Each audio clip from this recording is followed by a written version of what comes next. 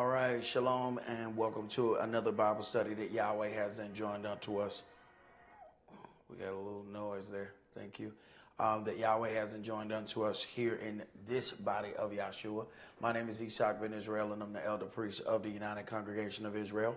And I'm joined here by the elder priest, Priest Kish. Shalom, my brother. All right. So we have a interesting question presented to us.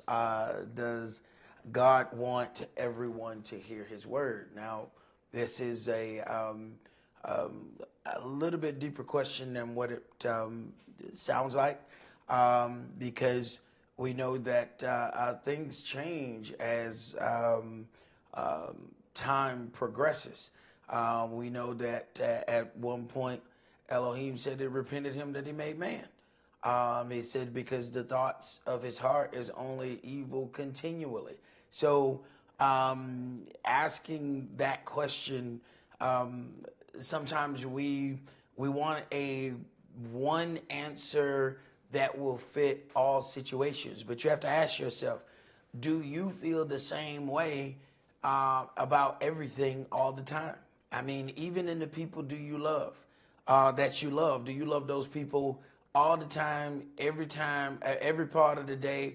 Do you feel like being bothered with them all the time, every day, every time of the day? All right, now, when we start asking the question like that, now all of a sudden, now the possibilities are endless. But when we deal with the Most High and we put forth a question, does Elohim want everyone to hear his word? We always want to go on the affirmative. But consider, knowing that you know certain things about your loved ones, and let's say you are going to say this one thing to one person that you love, and you know that, all right, I've been up all night. I got about an hour before it's time to go work. Now, if I say this one thing to this person, I'm about to lose this hour. All right, now, am I willing to sacrifice this last 59 minutes and 59 seconds but this is somebody I love now. But does that mean that this next 59 minutes and 59 seconds, that this is all I got for it's time to punch in the old clockaroo? Do I want to deal with that? So we have to consider the various stages that Yahweh has gone through, even dealing with the children of Israel. He goes through all of this to bring the children of Israel out, to rescue them from this bondage. But then in the process, he gets so overwhelmed that he's ready to disinherit Israel and start 12 tribes of Moses. So the question is not as cut and dry as it actually seems if you just ask, does God want everyone to hear his word? Well, there's some of us that when we hear something, we are going to go on our own level with it. There are some people that they can hear the word and the word makes them better. And then there's other people that hear the word and the word makes them badder. Like they won't fight everybody. So better and badder might start both with a B, but one of them ends up with some swinging. And you have to ask, okay, if he is at the point of, okay, is this what you're going to do with it? Then maybe he does not want you or that individual to hear that word, or maybe just not at that time. Maybe let them get a little bit more fight out of them, and we'll double back around and deal with this individual. So let's first start at Mark chapter 11, and let's start at verse 12.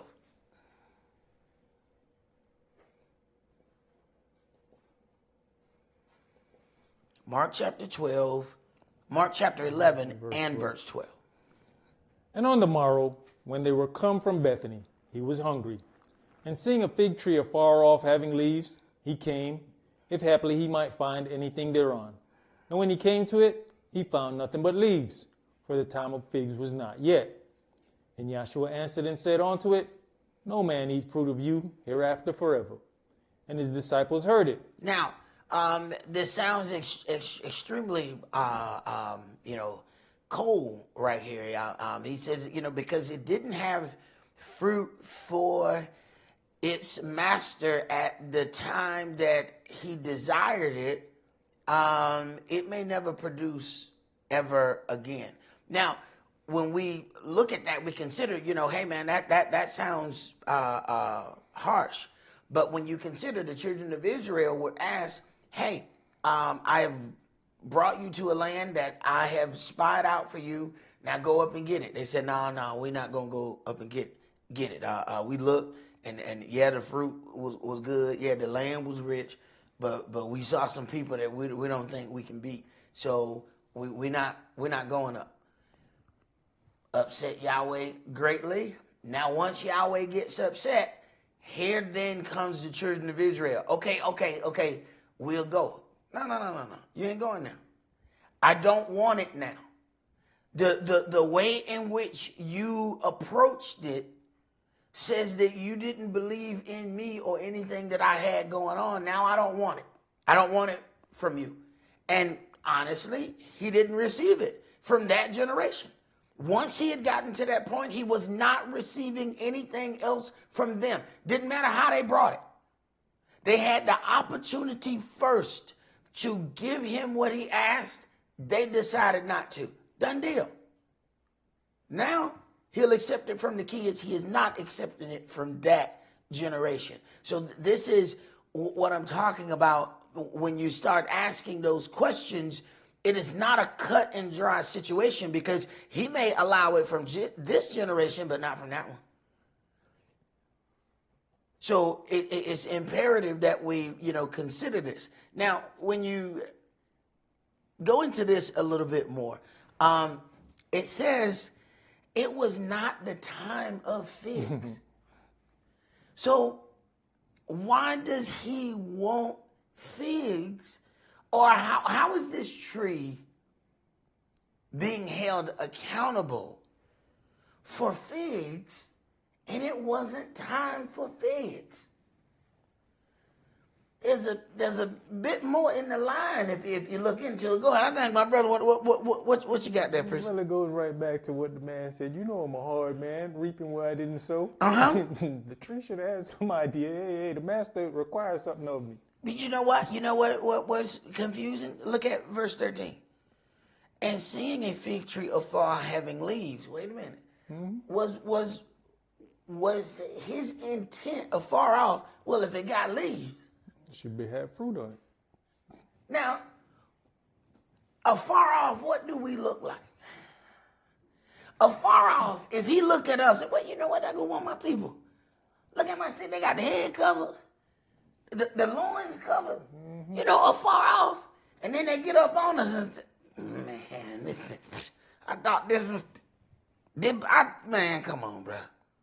Now, do we appear like that? Because far off, he saw the leaves. Now, did he feel deceived? Because afar off, it looked like it should have been fruitful. Do we consider that he might look at us from afar off and say, oh man, you got this? Wait a minute. So you got a job, you got a car, you got a place to stay? Oh man, from afar off, you must be fruitful in the word. And then he get close up to you and say, you ain't did nothing but watch football? Well, damn. I thought that surely you would have been fruitful from afar off. I looked at all that stuff you had. And I'm thinking in my word, you must be fruitful. But what happened when he get up close? Okay. His mind changed. Just like that. He had one thought process afar off, but another thought process when he got close. How many people have you met in your life that when you saw the image of them, you felt one way. You got closer to them and got to know them and find out, you're different than what I thought you was like when I first met you. There's some people that told me when they first met me, they thought I was quiet. It must have been a bad day. I must have been sick. Maybe I was sleepy. Maybe I had been on a far journey. I don't know what it was. But somehow they got that impression. And I don't know if they were upset when they found out that their impression was not right. I don't know. I can't call that one. But I'm sorry. Go ahead. Even when you look at that situation, that tree was made of eunuch. Yes. It will never produce ever again. And consider that if you're not fruitful in the part where he needs you, then there's no need of being fruitful at all. We don't consider that. Go ahead. Verse 15. And they come to Jerusalem, and Yahshua went into the temple and began to cast out them that sold and bought in the temple, and overthrew the tables of the money changers and the seats of them that sold doves. Now, one of the things when looking at, when you start examining the acts of Yahshua, you find out that he's not as peaceful as he's made out to be on those postcards at Target. When they give you their little cards of this and that, I mean, hey, the person that they portray is peaceful and he loves everybody and he's welcoming to everybody. But at this point, he's throwing people out.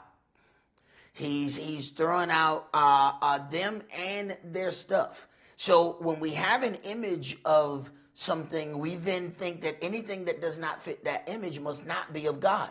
Well, then now when we examine this, I have to ask people, is Christ not of God? Because he does not fit the image that we have been given of this all-loving, all-the-time loving. Now, he's supposed to be loving 100% of the time that he is around. He should always be loving. Yet, this is not loving to that individual. Okay? But he was 100% loving to his Elohim. See, showing the love to your Elohim might mean that you might have to do something that don't feel like love to somebody else. He was 100% loving. Just not to the people whose stuff flying out the door. But he was exceptionally loving unto his Elohim. He loved him so much that he wanted to clean his house. Very few people love you enough to just come over and just, oh my goodness, look at this. Give me a rag. Let me start cleaning it. That's normally only your mama. Because even though your daddy might have paid for it, he's not going to come over there and clean your stuff. Hell, he didn't clean his stuff. Yeah, your mama cleaned it. So he's not coming over to your house cleaning your house. Very few people do that. Oh, that is love. Might not be the kind that you were looking for, though. Go ahead. I would not suffer that any man should carry any vessels throughout the temple. And he taught, saying unto them, is it not written, my house shall be called of all nations the house of prayer? But you have made it a den of thieves. Okay, so with dealing with this statement, my house shall be called of all nations, not just Israel, the house of prayer. So there's something about that sounds like, okay, he is interested in the whole world hearing his word. Let's go to Deuteronomy chapter 29.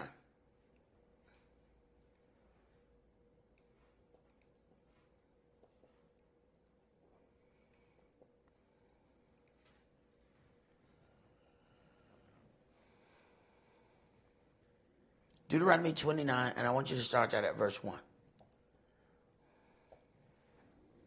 These are the words of the covenant which Yahweh commanded Moshe to make with the children of Israel in the land of Moab, besides the covenant which he made with them in Horeb. And Moshe called unto all Israel and said unto them, you have seen all that Yahweh did before your eyes in the land of Egypt unto Pharaoh, and unto all his servants, and unto all his land. The great temptations which your eyes have seen, the signs, and those great miracles. Yet Yahweh has not given you an heart to perceive, and eyes to see, and ears to hear, unto this day. Wait a minute. So, understanding was not always there. Yet Yahweh has not given you a heart to perceive, eyes to see, and ears to hear unto this day. There are some that you can talk to until they blue in the face. But until you blue in the face. But if Yahweh has not given them a heart to perceive, you have crafted your words perfectly. You have studied your delivery. You have practiced how much you were going to say, how much you were not going to say. But if he has not turned the spiritual hearing on, then that won't be perceived at that point. Go ahead. You know, Elder, on that whole thing, have not given you a heart to perceive. You want to test that out? Wait till the JW come to your house. Try it out on one of them and see how far you get. Oh, man. When you're dealing with people who believe that the only truth is the truth that they have, and they will pass out a pamphlet, you want to test that, have something written and try to give it to them. And then you're going to find out, oh, no, we can give you something, but you can't give us anything. That's when you're going to see the one-way situation where information can only flow out from them, but it can't flow into them.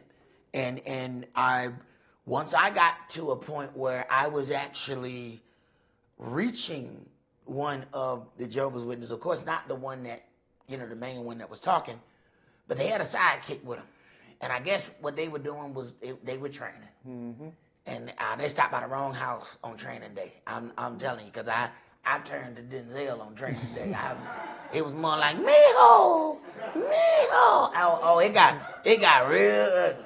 I mean, I'm talking about the King Kong was up in there. So they really, really wish they had not come to my house on training day. After that point, they were trying to snatch my book and run to get out of there. And normally they're not so eager to leave, but they were worried about if the trainee was hearing me, because the trainee had never heard anything like that. The person who was training had never even heard it, but they were aggressive enough fighting that they were going to fight regardless. But you could see the part where this person is being trained is like, well, wait a minute, that's interesting. And then at a point, the trainee is doing like this. So now they're in between me and the other person. Like, what? And like they're watching a tennis match. They're just going back and forth at this point. And this is also imperative when it says, okay, I've not given you, Yahweh has not given you a heart to perceive or eyes to see or ears to hear unto this day. Well, I realized in that situation, I was not talking to the trainer. The trainer was the one who asked me the questions, but I was really talking to the reachable individual. It is imperative that you learn who you are talking to, and it's not always the one who asks the question. All right? So a lot of times I'm answering questions, but it may not be for the person who asked it. Go ahead. And I've led you 40 years in the wilderness. Your clothes are not waxing old upon you, and your shoes is not waxing old upon your foot. Now, I don't think we have considered what that means. I've led you 40 years in the wilderness. Your clothes are not waxing old upon you. We don't consider what that means. That means that, they're not walking around with a walk-in closet. I hope y'all understand what they mean by that. All right? Your shoes is not waxing old upon your foot. They haven't changed shoes. And hey, come on now, y'all know if there's one thing we like, let me tell you something, we might be busted and disgusted from here to the ankle. But I tell you what, them foots, what we do with them foots, Let me tell you something. We got some plans for them foots. All right, hold on. Yahweh said, no, I'm finna show you something. You're going to wear the same pair. You're going to wear the same pair. You know, the old folk will tell you, boy, I got shoes older than you. Look at him. And you got a 40-year-old pair of shoes and you still walking in them. Hey, them better than Buster Brown's. They got these things. Buster Brown ain't got nothing on these right here. If you got some 40s, you got some generational right there. You know that's that real generational thing right there. If you got something like that, but he's doing that to teach us how to trust in him without all of these other things. But it's gonna get a little deeper than that, because we one way with clothes, but we some another way when it comes down to what we take in. Keep going. You've not eaten bread. Well, hold on. What you mean now, Yahweh? We ain't eat no bread. What you mean by that? Just that. He withheld that from you. Now this don't feel like love. Now this don't feel like love. And hey, if we turn around and they said, no, you can't have no bread. Well, this man hates me. This man hates the very fabric of who I am. How you gonna not give somebody bread? Keep reading. When you think about it, though, I think we making up for the lost time, boy, because if you ain't got bread in your house, something wrong. Well, we go to them fine restaurants. I just go ahead and get a to-go plate. Because, bro, that bread right. I said, bro, is the bread right? Bro, they're here tonight. Look here, let me tell you something. That bread is salty. They just be like, he not going to eat none of that food. I was like, bring out some more of that bread. You got the olive oil. And you going to just sprinkle that up there. What about the little peppery looking stuff in there? You got that? Yeah, bring that. Keep it coming.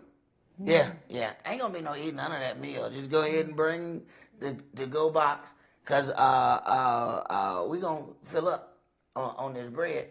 Yahweh said, no, I ain't going to give you none. But how do we perceive when he withholds something from us? We lash out. We get the pouting. You know what I'm saying? And I'm just mad. I'm talking about myself right now. But when he held some, you walk around, you pout, you so mad, you mad at the whole world, and the whole time Yahweh trying to show you something. But you mad at whoever withheld it from you. You mad at everybody. You mad at other people who knew that they were withholding it from you. You just go around and pick a fight. Did you know that they had bread in that basement cupboard? Now you starting something with them. But what if he was withholding it for you? See, this is something personal, that he has something going on with them. Go ahead. Neither have you drunk wine or strong drink, that you might know that I am Yahweh your Elohim. So then he has a purpose, that you might know that I am Yahweh your Elohim. I need for you to understand that you are sustained without any of these things. Hey, hold on now. Hold on. See, some of us don't know. When we hadn't been through, because we done forgot dirt flows. We done forgot some of this stuff, because we got a lot of amenities nowadays. What's going to happen when we don't have any of those things? Is that what our connection to Elohim is based upon? What happens when we don't have it? Do we now believe that he does not love us? Because he's trying to reach us or deal with us? Because he's got to find a spot in our heart. And the only way to do it, give me this, and give me that. Now let's sit down and talk. Because you talk different with certain things, When you got that vanity on you, you sit down and you talk different, When your bank account, right, no, you talking, but you ain't listening, you got that money, you know what I'm saying? I mean, you dress right, you drove right now, you know what I'm talking about? You sitting tall, you know what I'm saying? Your 20s, they spending. So, you get down and you having a conversation, but you like, yeah, what up? But when them 20s start not spending and the money not right, You know, that same conversation, you realize your shoulder don't move as much when your money ain't right. All of a sudden you focus. Now tell me what you said again. Oh, got your attention now. Okay, all right. This is how you do it. Did you finish that? And when you came onto this place, Sihon the king of Heshbon and Og the king of Bashan came out against us onto battle, and we smote them. All right, that's as far as I want to go right there. Let's go to 1 Kings chapter 8. And none of us believe that Yahweh has to do anything to get our attention. None of us want to believe that he has to go out of his way to reach us. We would like to believe that we are readily reachable. That's cute. But that's not so. That's not so. Because we can be, so focused on what it is that we are doing, what we want to achieve, that tunnel vision is so strong that we don't see anything outside of it. And all we can see is that little tunnel. We don't see anything outside of the tunnel, anything that may affect the tunnel. We just see right in that tunnel, this is what I want. This is all that I can see at this moment. I want you to read, start at verse 41.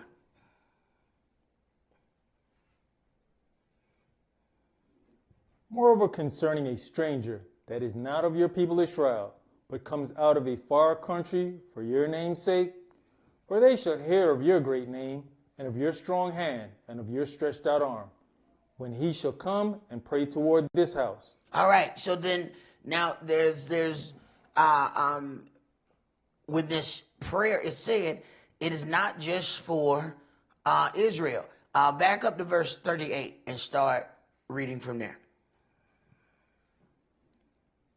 What prayer and supplication soever be made by any man. By any man. Or by all your people Israel. Which shall know every man the plague of his own heart, and spread forth his hands toward this house. Then hear you in heaven your dwelling place, and forgive, and do, and give to every man according to his ways, whose heart you knoweth. For you, even you only, know the hearts of all the children of men. All right, so what prayer and supplication soever be made by any man or by all the people of Israel, which shall know every man the plague of his own heart. You got to go through something yourself to figure out the plague of your own heart. I mean, the loud person don't even know they loud. You know somebody else had to tell you you're loud, right? The angry guy don't know he angry.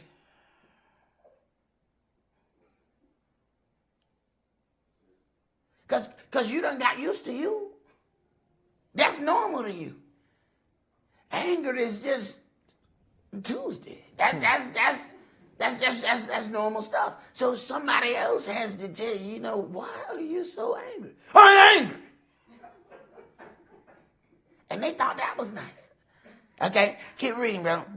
That they may fear you all the days that they live in the land which you gave unto our fathers.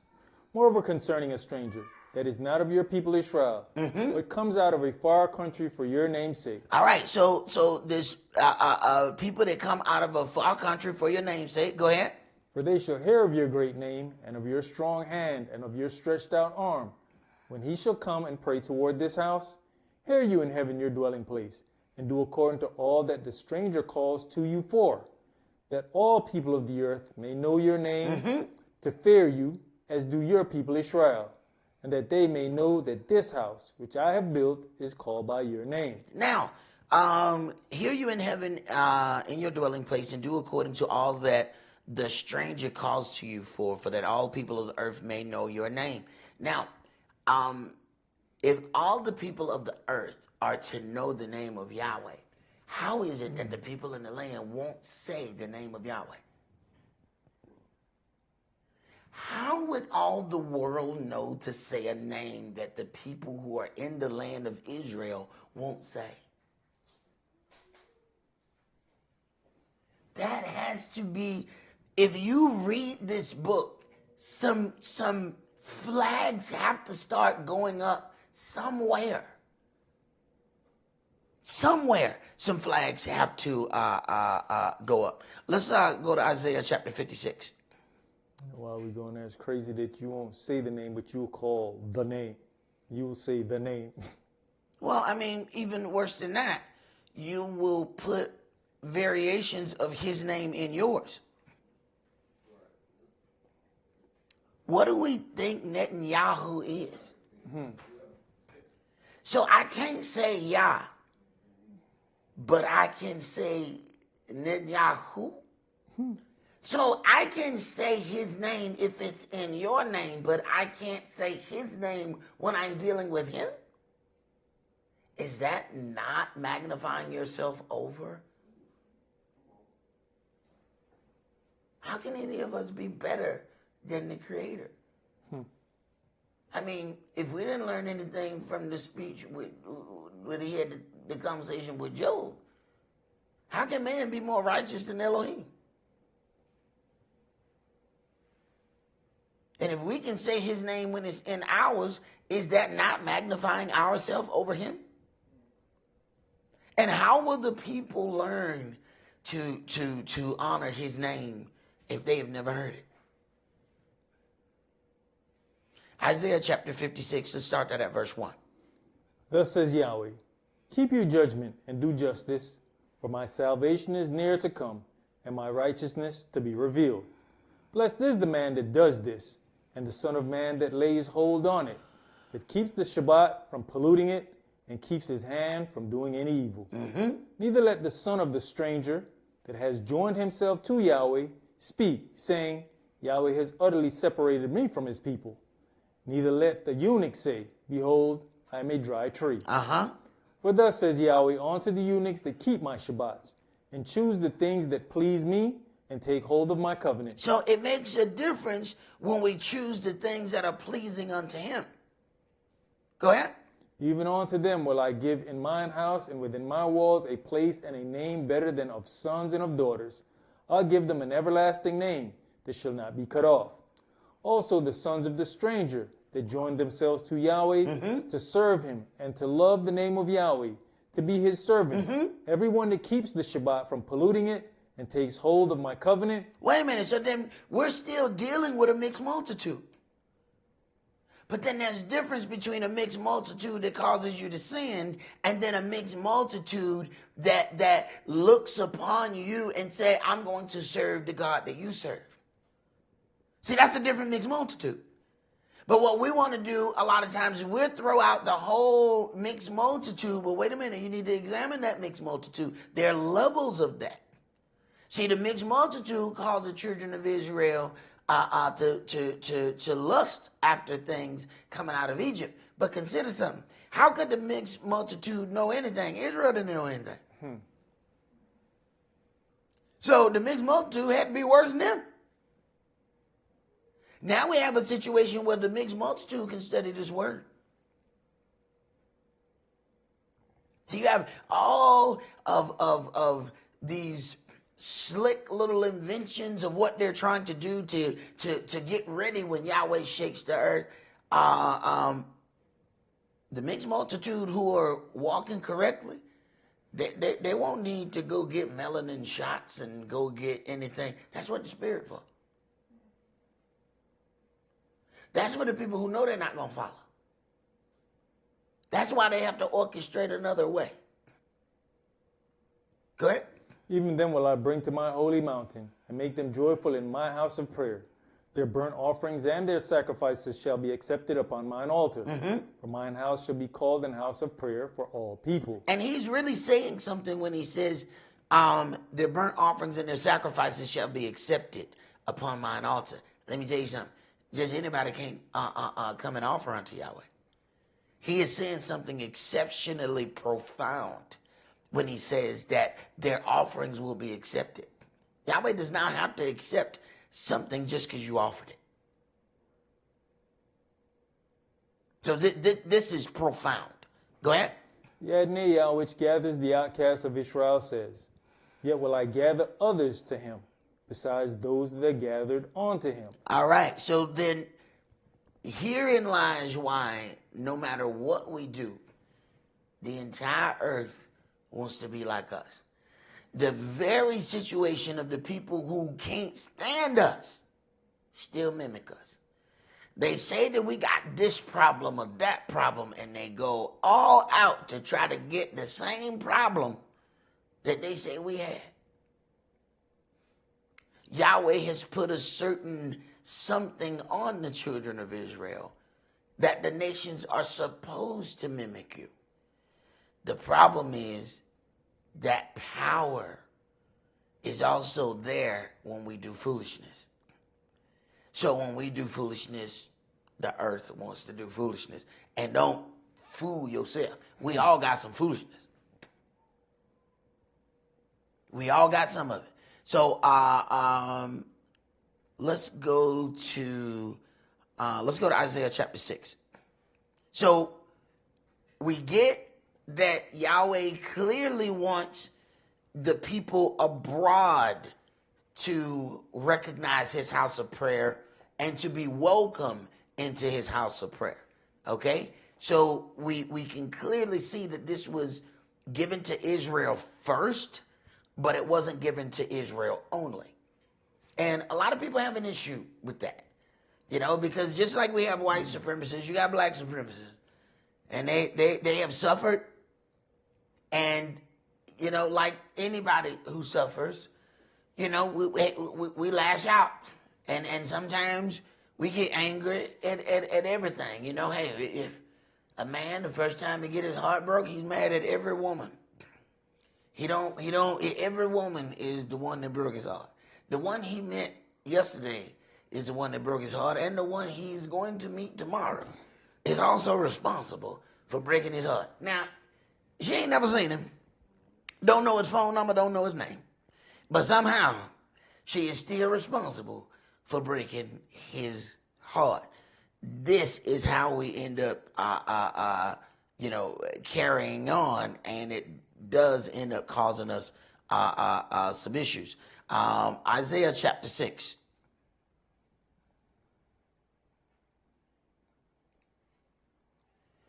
Now let's start this. Start at verse 1.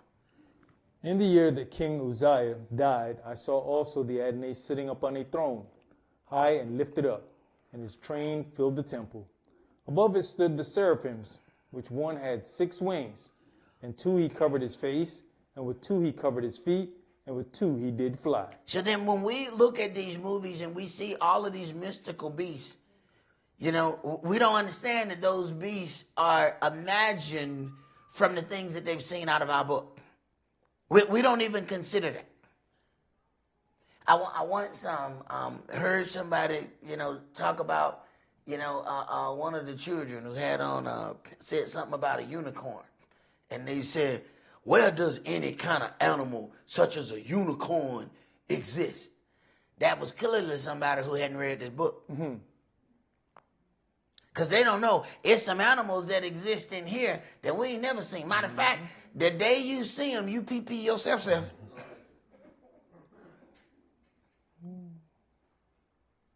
We have a problem getting close up on a pit bull. What do you think when you run up on something like a lion, but it got wings? Okay, go ahead. And one cried unto another and said, Holy, holy, holy is Yahweh of hosts. The whole earth is full of his glory. And the posts of the door moved at the voice of him that cried, and the house was filled with smoke. Then said I, Woe is me, for I am undone, because I'm a man of unclean lips, and I dwell in the midst of a people of unclean lips, for mine eyes have seen the King, Yahweh of hosts. Then flew one of the seraphims unto me, having a live coal in his hand, which he had taken with the tongs from off the altar. And he laid it upon my mouth, and said, Lo, this has touched your lips, and your lawlessness is taken away, and your sin is purged. Mm-hmm. Also I heard the voice of the Adonai, saying, Whom shall I send, and who will go for us? Then said I, Here am I, send me. And he said, Go and tell this people, Hear you indeed, but understand not, and see you indeed, but perceive not. Wait a minute. Hear you indeed, but understand not. See you indeed, but perceive not. So you're going to see it, but you ain't going to understand it. You're going to hear it, and you ain't going to understand it. Keep reading. Make the heart of this people fat, and make their ears heavy, and shut their eyes. Wait a minute. Shut their eyes. But if he has this house of prayer that he desires and that he wants for all people, why is there a situation where it appears he's purposely closing eyes and ears? Go ahead. Lest they see with their eyes, and hear with their ears, and understand with their heart, and convert, and be healed. Then said I, Adonai, how long? And he answered, Wait a minute. How long? There is a time for this blindness and deafness. So at this point, then he's saying, look, I'm writing a prescription for blindness and deafness. Now take this down. Now take this down now to the corner store and fill this prescription. Yeah, this for Israel right here. Wait a minute. It says specifically how long. Keep reading. And he answered, Until the cities be wasted without inhabitant, and the houses without man, and the land be utterly desolate. Wait a minute. So this prescription then has a designated end connected to it. Go ahead. And Yahweh have removed men far away, and there be a great forsaking in the midst of the land. But yet in it shall be a tenth, and it shall return, and shall be eaten, as a teil tree and as an oak, whose substance is in them, when they cast their leaves. So the holy seed shall be the sustenance thereof. So then there is a purpose in making some things unable to be heard. So what does that mean, though? We have to get into that a little bit deeper, because if he has got these certain points where he's saying you're not going to hear and you're not going to see, well, he then has some kind of desire in that window. As much as we want to be shown everything, you'll look up and there are times that Yahweh has left you in the dark. There was something he wanted to happen when the lights was off. He said, no, I'm not showing you that. I'll show you that later.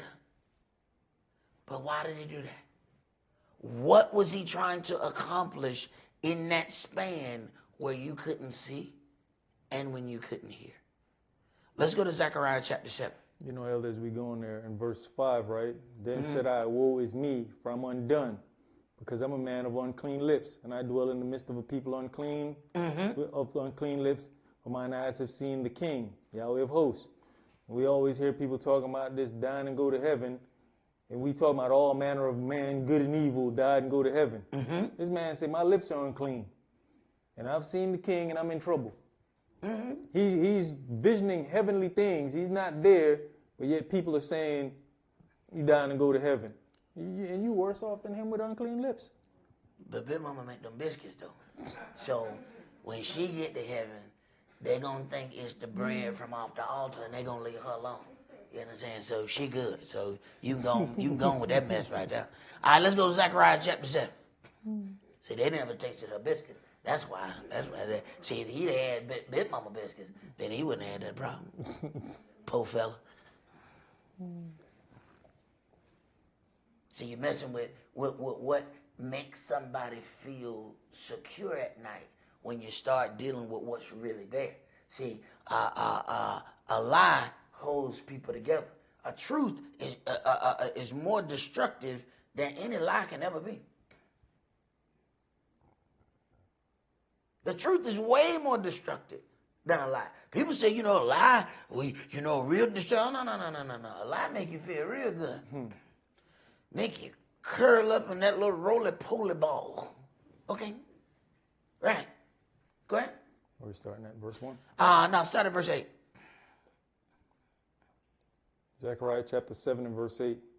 And the word of Yahweh came on to Zechariah, saying, Thus speak Yahweh of hosts, saying, Execute true judgment and show mercy and compassion every man to his brother. And oppress not the widow, nor the fatherless, the stranger, nor the poor, and let none of you imagine evil against his brother in your heart. Okay, so if we are going to possess the land of Israel, understand, in righteousness, then these types of things are what has to prevail in the land. Obviously, Yahweh didn't have no conversation before he set up some lands because we know that this is not happening. But this is why there's a pause. He does not just take you from captivity and then turn around and give you a scepter and say, go, king, go on with your ruling self. That whole kingdom is going to fall very shortly. Even corporate America got sense enough to train you before they let you go on their stuff. They don't just say, you know what, you went to college. We see your degree. All right. All right, now, here go the champion laser beam that you can burn people with. And here go the burn button. Just press the red one. No, they're not doing that. No. It's training time. You ain't getting near that button.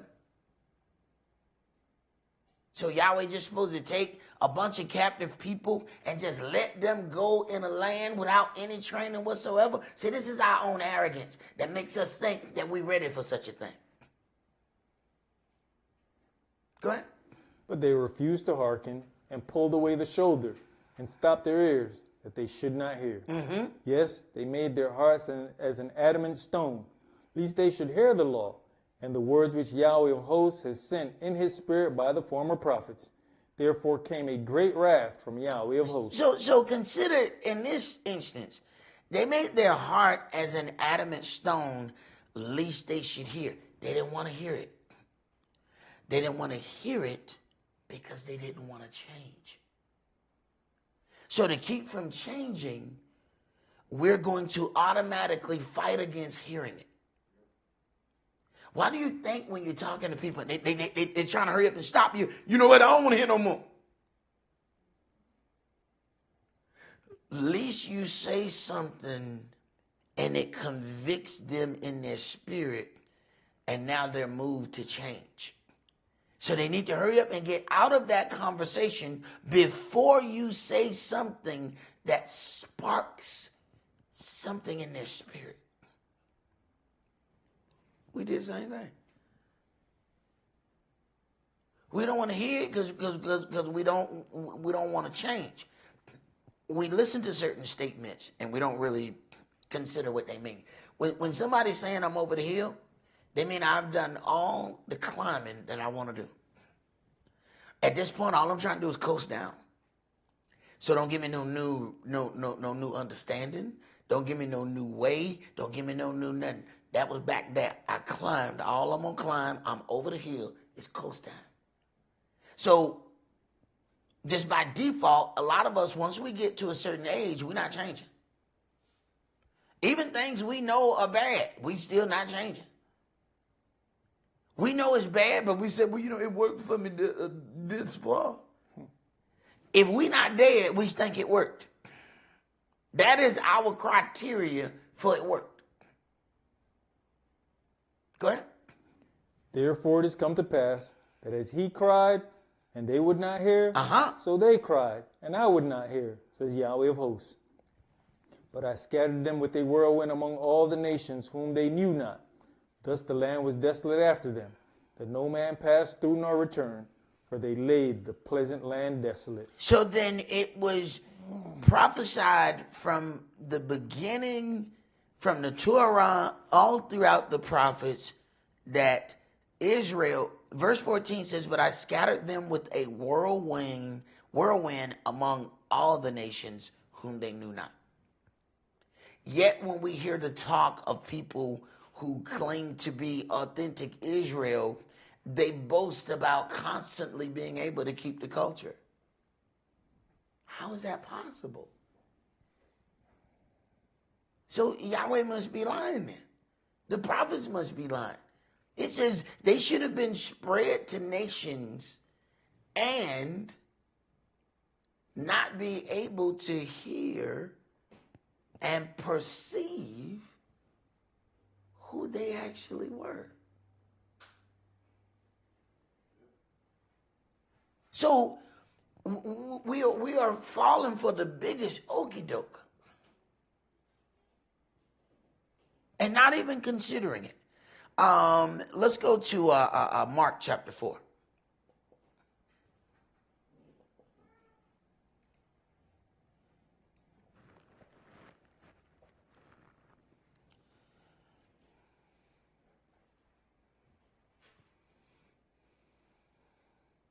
Mark chapter 4, and let's start that at verse 1. And he began again to teach by the seaside. And there was gathered unto him a great multitude, so that he entered into a ship and sat in the sea. And the whole multitude was by the sea on the land. And he taught them many things by parables, and said unto them in his doctrine, Hearken, behold, there went out a sower to sow. And it came to pass, as he sowed, some fell by the wayside, and the fowls of the air came and devoured it up. And it's going to be like so to this very day. There are some you can put that word to them, and they will take it in the beginning. Go ahead. And some fell on stony ground, where it had not much earth, and immediately it sprang up, because it had no depth of earth. But when the sun was up, it was scorched, and because it had no root, it withered away. It had no root.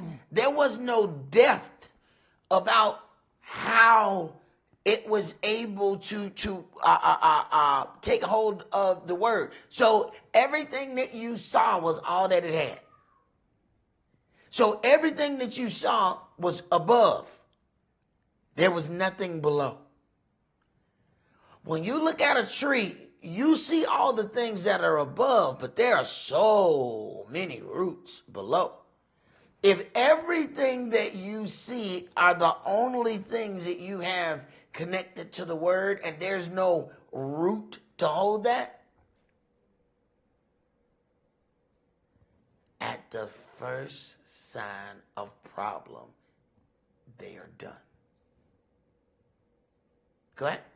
You know, I heard somebody basically breaking down the tree, the two parts. The part we don't see is the roots, and we're talking about the depth. But what does the root supply is your nutrients going up. All you see is the beauty on the top.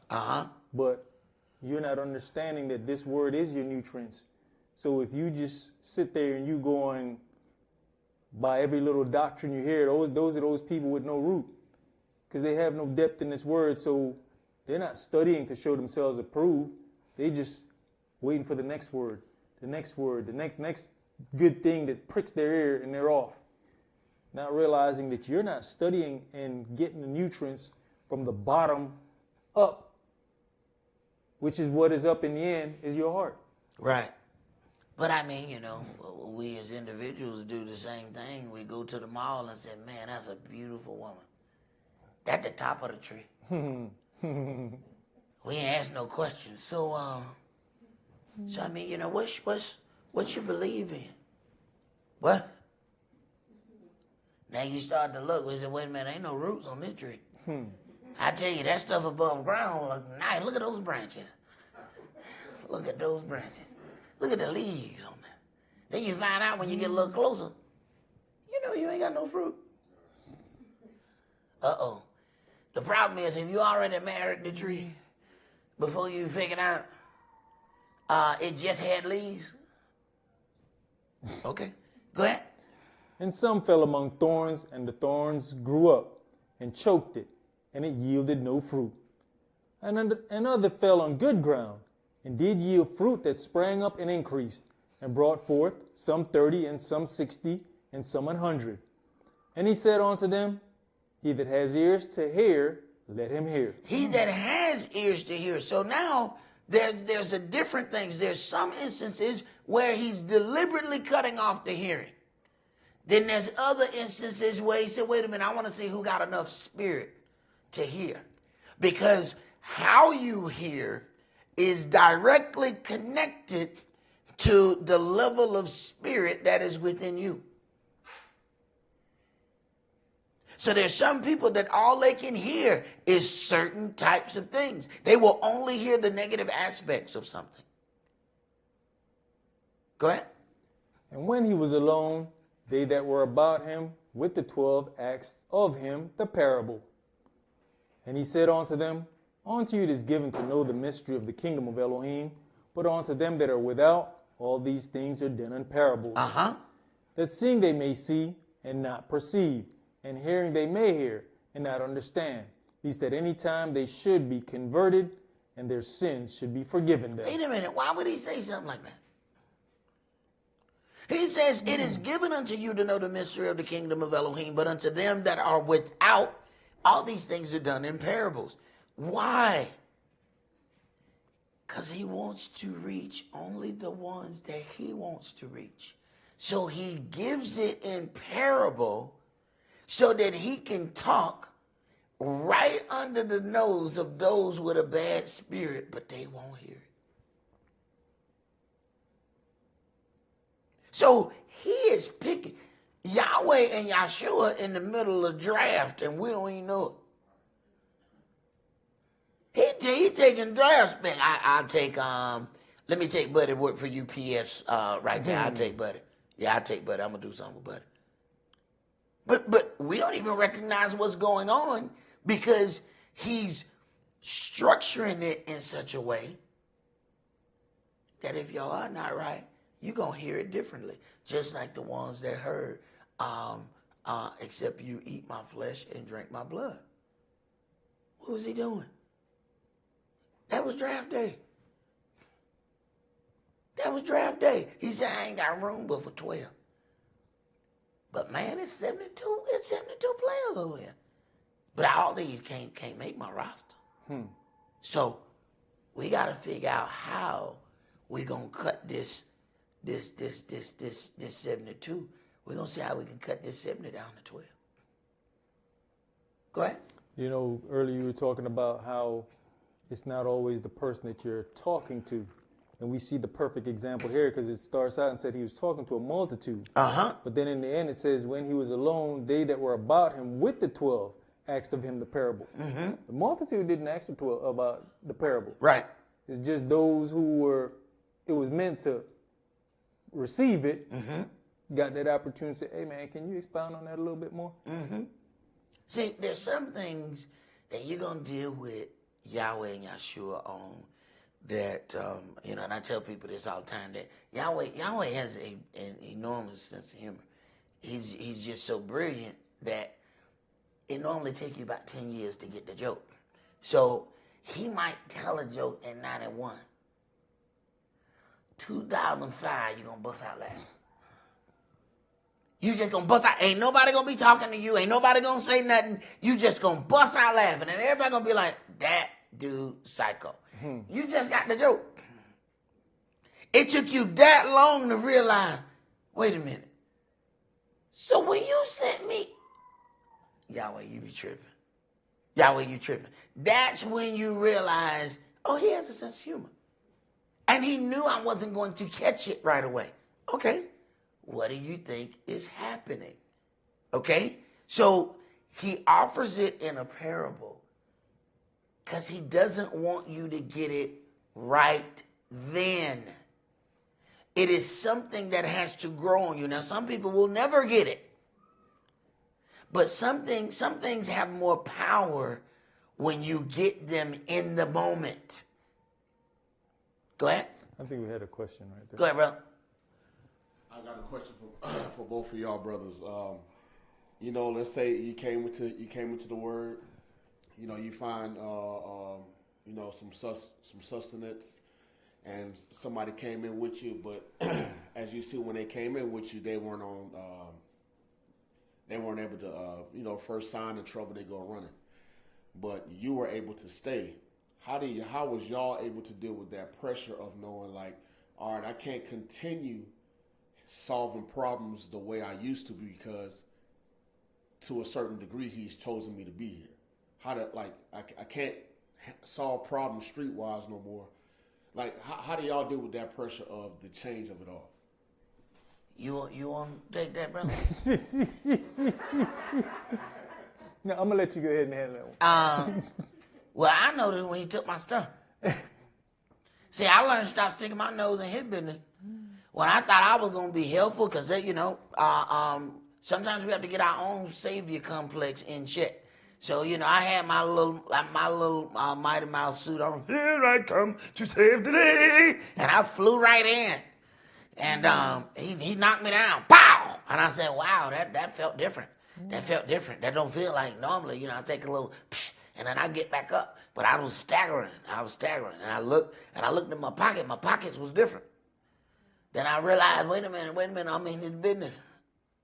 And everything that I started doing concerning a certain situation, what he was teaching me, I'm in his business. And the person looked like they were the most righteous and humble. There are ways that this individual have that we actually practice in this congregation now because of how they would operate. I thought this one individual was so humble. They would never embrace a sister. This was a time when brothers and sisters would embrace. This brother was so humble, so it seemed. He would never even let us, if a sister come to him, he would just, bow his head and step back, because if you embrace, a beautiful sister, or you staring in the eyes of a beautiful sister, it could lead you. And the same thing can happen for sisters if they get to embrace it, because sisters be on some different kind of stuff. They hug you, they be like, oh my goodness, what's that smell?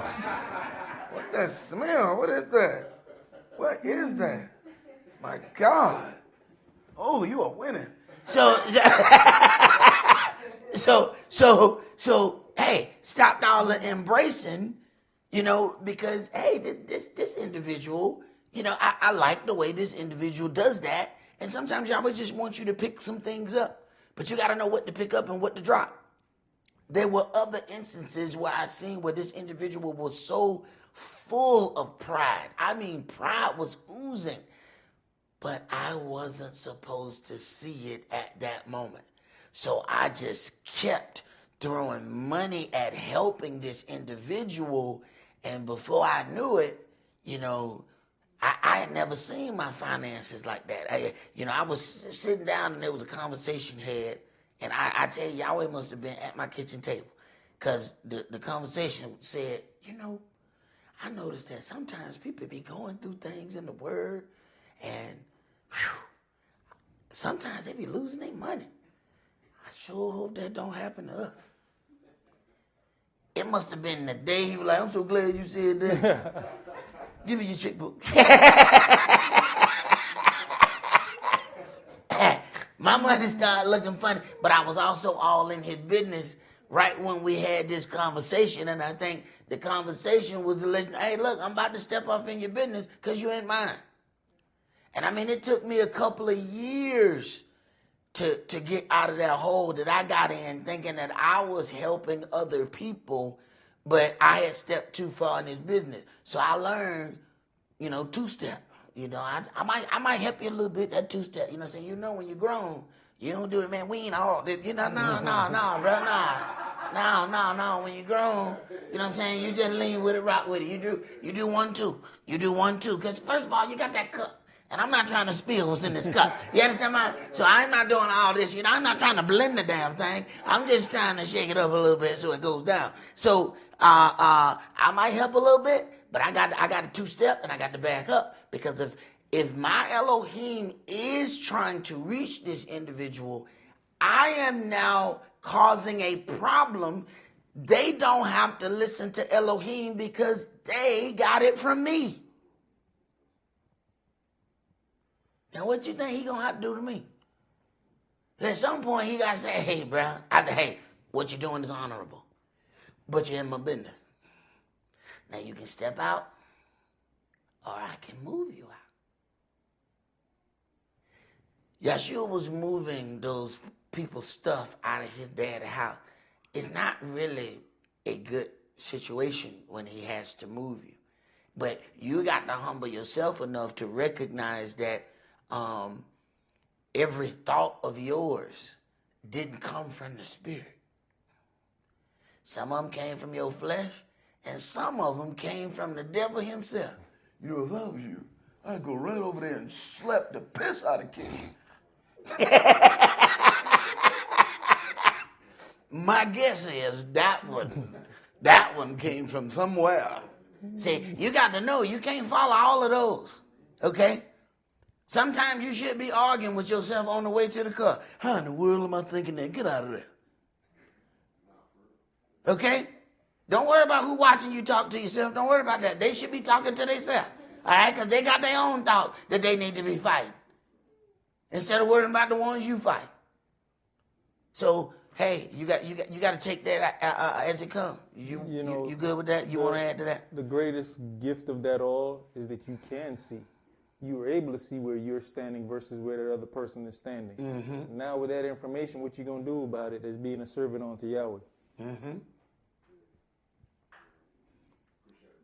Mm-hmm. Mark chapter 4 and verse 13. And he said unto them, know you not this parable? And how then will you know all parables? Uh-huh. The sower sows the word, and these are they by the wayside, where the words is sown.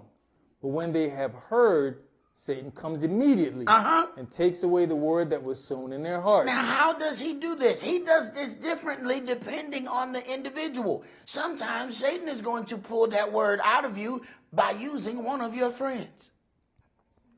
He may use one of the individuals closest to you to pull the very word that Yahweh has allowed to be in there.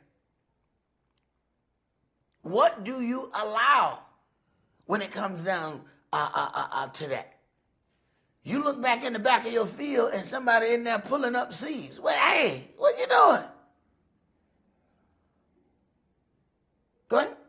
And these are they likewise which are sown on stony ground, who, when they have heard the word, immediately receive it with gladness, and have no root in themselves, and so endure but for a time. Afterward, when affliction or persecution arise for the word's sake, immediately they are offended. Right. So this is why Yahshua want to go right off the rip. Hey, let's go ahead and get the weakened spirit right away. Let's see all the things that can offend you. And he's going back to back to back to back to back. Come on, man, I'm trying to offend you. And people think Yahshua is trying to be loving and happy to everybody, yet he's trying his best to offend you. Why? Because if you are offended that easily, we need to go ahead and cut this trip off now. So you can't get 200 miles into your journey and say, you know what, I wonder if I got oil in the car. You know, I don't know if these tires can make it. You know, the time to decide whether your tires can make the trip was not in the middle of the trip. So, he offends first. This strategy is brilliant. So he gets something and he starts poking the tires. Okay, he kicked the tire. People say he must be crazy. No, he's getting ready for a journey and he needs to make sure that he has adequate resources to make it. So you have people that are easily offended. He knows I can't make the journey with this. So I need to stress test it. Back in the days, we used to get products and you'll open it up and it'll say inspected by number 12. I said, who in the hell is number 12? Number 12 is a bad mamma jamma. That 12 is something. But that product was tested to see if it could perform as intended. We don't think about that. We get something and we actually think, okay, this is brand new. So when we get something brand new, we want it to have zero wear and zero mileage.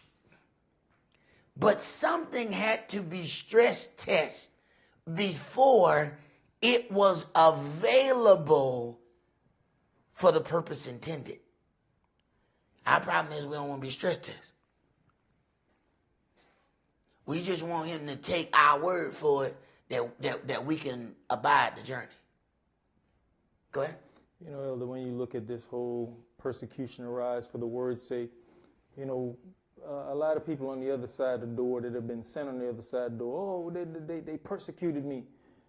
But when you look at this whole thing, as I'm thinking back to everyone that's been told to go on the other side of the door, it all came because of correction within the word and within the walk. You got it. And they became offended. You got it. And would not make that change. Mm-hmm. We've had people outright say, I'm not going to do that. Yep. But what it was to comply with what is written. Mm-hmm. Or they not having understanding of what is written. Well, where do you get this from? It's in the book. You lack the understanding. But you know, how you know it's still pride, even when you show them where it come from, they still had a problem. So that wasn't really the question. That was a misdirection question. At the end of the day, they were corrected, they got offended, and that was the end of you know, their walk with us. Now the question is, will Yahweh even accept a walk somewhere else? So, you know, we're saying something as to, okay, if he sent you down the street, go stay down the street. When people tell me, well, you know, I'm down the street and I want to come up the street. No, don't come up the street. No, don't come up the street. I want you to stay down that street. Did he send you down the street? Is that where he sent you? I want you to stay there. I don't want you to come down. We're not running no Hebrew tours. We're not doing none of that. They come around here, look around.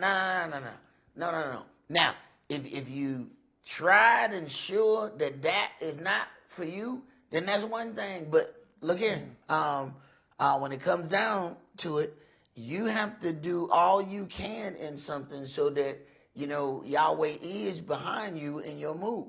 Because the last thing you want is for you to do something and Yahweh say, oh yeah, that was nice right there, but you were supposed to do it over there. You did the right thing, you just did it in the wrong place. Go ahead. And these are they which are sown among thorns, such as hear the word, and the cares of this world, and the deceitfulness of riches, and the lust of other things entering in, choke the word, and it becomes unfruitful. Right. The word becomes unfruitful because they're trying to be fruitful in other things. It didn't say that they were unfruitful in life. They are unfruitful in the word. Now, they got money. They got 401ks, they got IRAs, they got beach houses, they got all of those things. That's not the problem. They're unfruitful in the word. That's something altogether different. That's when you start getting into something where it says these people are rich but they're poor, and these people are poor but they're rich. What do you think he's talking about? Go ahead. And see, that's that serious balance there of how to still be rich in the word and still be financially rich. Right. And sometimes there's a fight within us that we won't allow that. Because sometimes we'll get so much and it takes our drive away. This is why I was saying, don't give me so much, you know, that I forget about you, but don't give me so little that I steal. Let me tell you something. When you're hungry, there's motivation. You know what I'm saying? Just the hearing that stomach go, you get up then. You get up. Now, when you full, you realize you can roll over and hit the snooze button 18 times. Not once did a hungry person hit the snooze. Only full individuals hit the snooze. Hungry people don't hit snooze.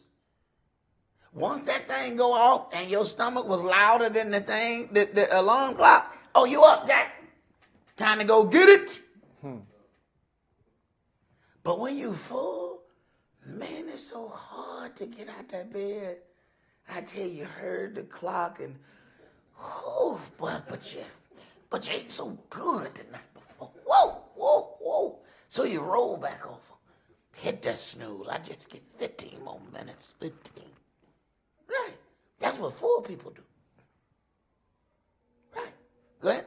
And these are they which are sown on good ground, such as hear the word, and received it, and bring forth fruit, some 30-fold, some 60, and some 100. You know, when you can get yourself knowing that you full, but get up and still go out there and get it, you now stand an opportunity, especially if you can still deal with your Elohim right, then you have the opportunity to be able to maintain your earthly riches while building spiritual wealth.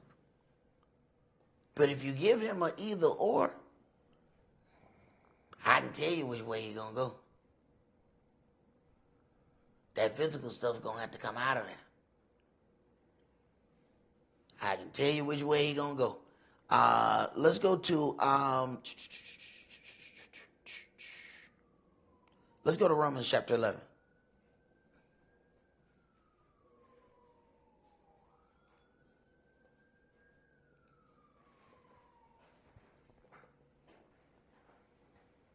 Romans 11, and let's start that at verse 1.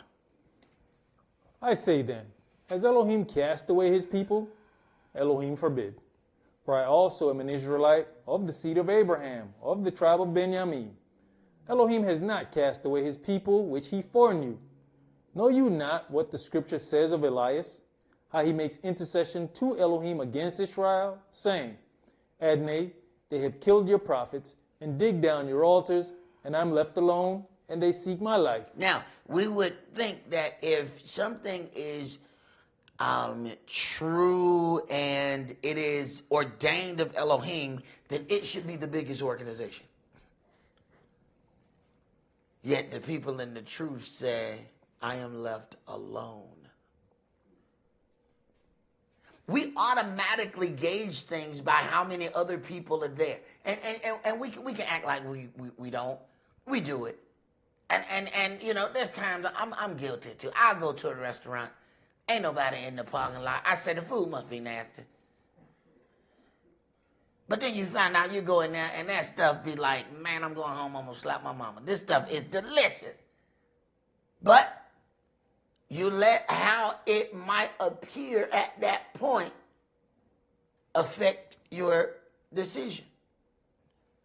So here it is. He has reserved to himself this small number of people. That's a small number of people. You're talking about people in the earth. Go ahead. But what says the answer of Elohim unto him? I have reserved to myself 7,000 men who have not bowed the knee to the image of Baal. Mm-hmm. Even so then, at this present time also there is a remnant according to the election of grace. There is a remnant according to the election of grace. He's not going and he's not accepting, I want to go to the biggest, most populated, or the most accepted. He doesn't operate like that. That's how we operate. Go ahead. And if by grace, then is it no more of works. Otherwise, grace is no more grace. But if it be of works, then is it no more grace. Otherwise, work is no more work. What then? Israel has not obtained that which he seeks for, but the election has obtained it, and the rest were blinded. According as it is written, Elohim has given them the spirit of slumber, eyes that they should not see, and ears that they should not hear. Now wait a minute. According to as is written, Elohim have given them the spirit of slumber. We don't understand how much we are in debt when he has allowed us to see. So he gives this big multitude of our people the spirit of slumber so that they can't see. And then you come out of the gross darkness with a hint of understanding that keeps growing. You don't understand how much we're already in debt?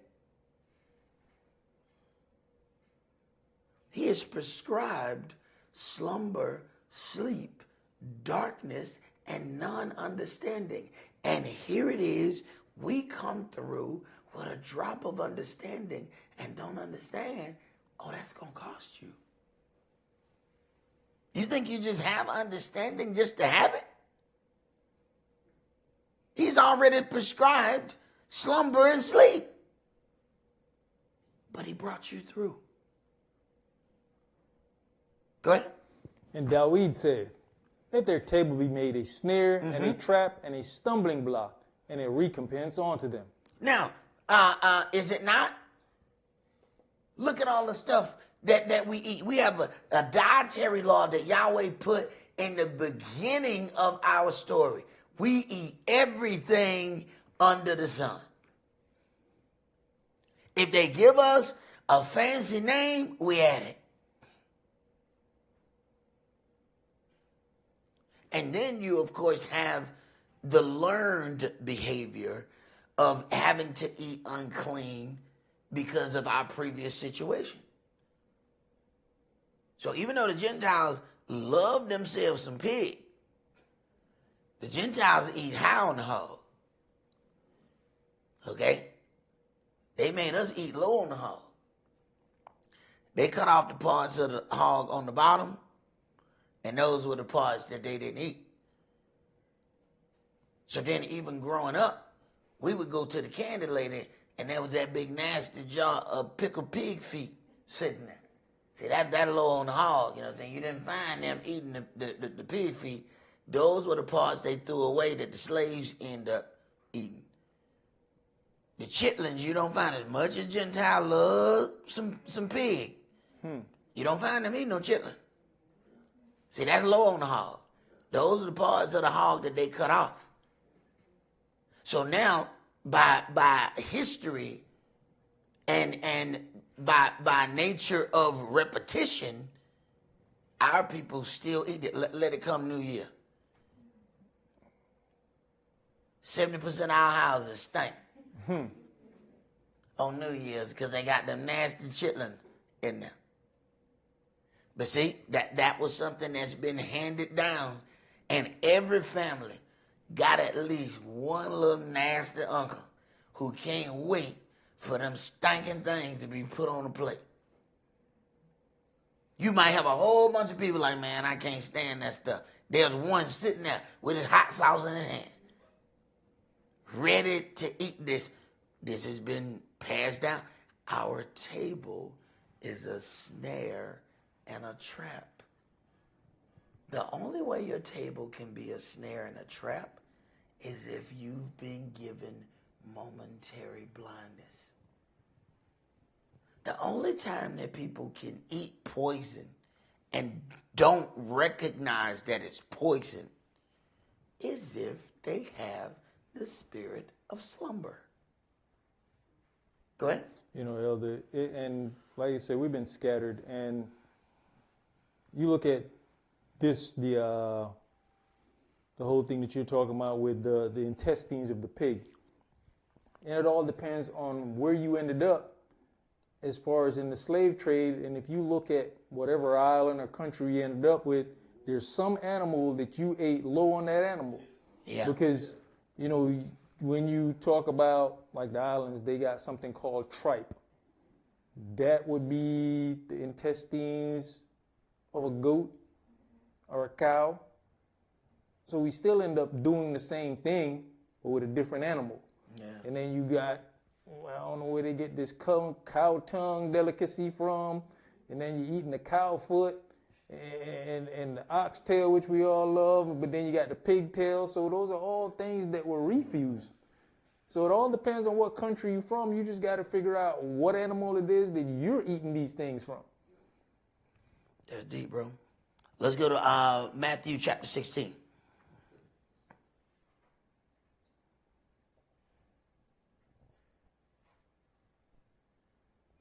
Matthew 16, and let's start that at verse 13.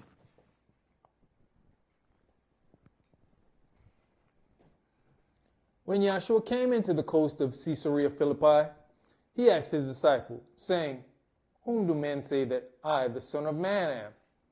And they said, some say that you're Yohanan the Baptist, some Elias, and others Jeremiah, or one of the prophets. He says unto them, but whom say you that I am? And Simeon Peter answered and said, you are the Mashiach, the Son of the living Elohim. And Yahshua answered and said unto him, blessed are you, Simeon Bar-Yonah, for flesh and blood has not revealed it unto you, but my Father which is in heaven. So then he now knows that the Spirit is dealing with him by what he is able to receive. So you may have some non-believers, you go and you talk and they constantly are at something, he know that the Spirit not dealing with them. This is why he said, wait a minute, you said that Abraham was your father. If Abraham was your father, you would love me. He said, but now you seek to kill me, a man who has told you the truth. Have I become your enemy because I tell you the truth?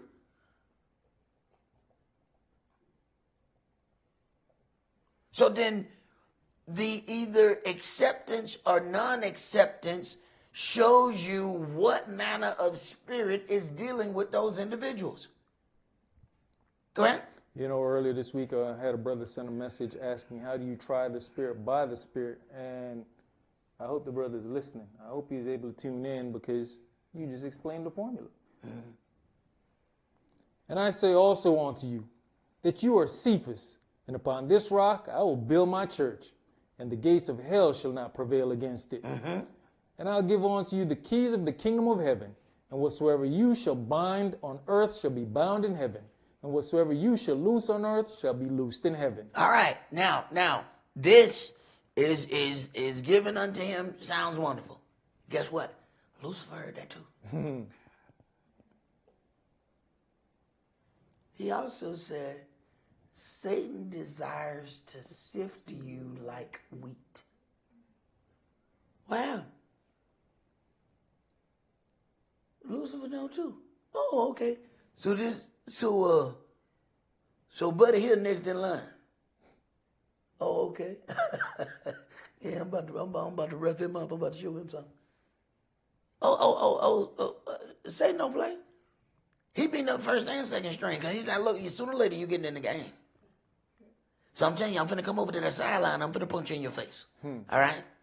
Because I know you're going to be in this game sooner or later. I know there's already a starting quarterback. But sooner or later, it's going to be your time to get in the game. And I need you to feel me before you get in here. So I'm going to tell you, I'm going to run across that line and I'm going to accidentally, on purpose, punch you in your face.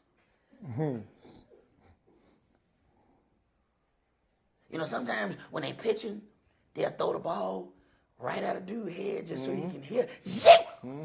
So he can hear it go by there. See, that make him not want to choke up on that plate right there. I just love them encouragement. Okay? Yeah. Lucifer know, all right, he already know what you gonna be. So he's coming to discourage you before you end up becoming it. Now, you don't even understand what all the attention is about because you still in where you are right now. So that's all you know to count is where you are. But Lucifer know, oh, okay, so this gonna be the one right here? You talking about this one right here? Okay. All right.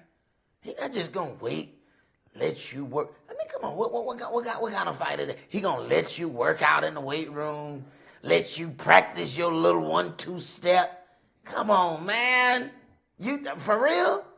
You think he gonna sit there and let you train once he find out that you that one? Go ahead. You know, sometimes an opponent will take the foul or the penalty just to shake you up to your core. How many times we done seen somebody accidentally, on purpose, get kicked in jewels? Mm-hmm. And the person act like it was an accident, but that fight be different. And for some reason, it be some kind of pride. They jumping right back in the fight. They give me 5 minutes. I'm taking 4 minutes and 59 seconds. I'm having cappuccino sitting in the corner. I'm not going out there. But for some reason, they jump right back in and they get knocked right down. Well, that person decided, I'm going to take this foul. I know this is illegal. They may deduct me. But at the end of the game, if they won, then it was a necessary foul. So we don't consider the adversary play how he play. He's not interested in rules. Let's go to Ephesians chapter 6.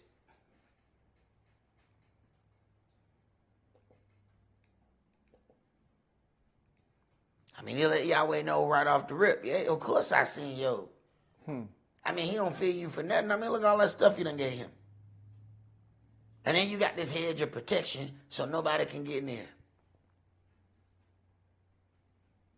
That's the kind of something that we all should strive for, to have a hedge of protection around us that the adversary and his minions cannot come close to you. But you know, some of us might already have that. But then we let somebody convince us to walk outside the hedge. Then we automatically assume, Yahweh, you let them come in my hedge and punch me. Yahweh, like, your hedge was 3 miles that way. You've been outside your hedge. I don't know what you're talking about. Your hedge on the other side of the Valero.